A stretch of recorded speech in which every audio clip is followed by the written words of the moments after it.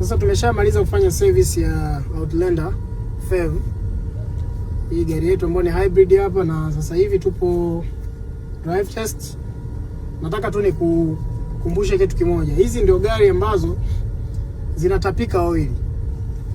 Kama ukiweka incorrect, CVT ina expel kwa sababu ya difference in boiling points kwenye hizi CVT fluid, na itafanya hivyo ikiwa inaenda sambamba na limp mode, kwa maana ya kuwa ina disengage engine kuendelea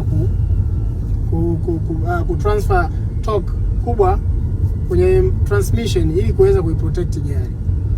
Kwa hiyo iko na safety features nyingi, hata mfumo wa charging na wenyewe unaweza ukadisengage, ili mradi tu usiharibu. Nafikiri hata Mitsubishi hicho kitu walikijua kwamba hizi gari they are very expensive. Kwa hiyo in terms of parts they are very expensive, kwa sababu hapa kumbuka, hii inakuwa ina twin motor kama inavyoonekana hapa kwenye 4-wheel drive yake ni twin motor. Sasa unaweza ukampa fundi ukamwambia mfumo wa 4-wheel huko ufanye kazi, fundi akaanza kutafuta propeller. Hii haina propeller. Kuna mota nyuma, kuna mota mbele, na hizi zote zina synchronization ya umeme. Kwa hiyo control ndio inayokuwa inajua kwamba nyuma tunapeleka torque kiasi gani ili kuweza kuibalance barabarani, kwa maana ya vehicle dynamic system yake inakuwa balance na umeme.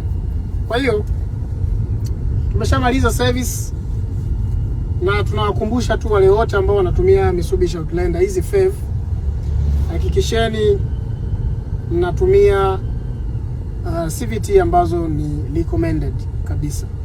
Otherwise the powertrain systems are very expensive, na kama ulinunua gari ulipiga mshindo mmoja ukakamata milioni 40 yako ukanunua, there is a chance unaweza ukaiuza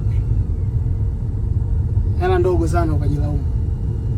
Motekai, Intelligent Auto X.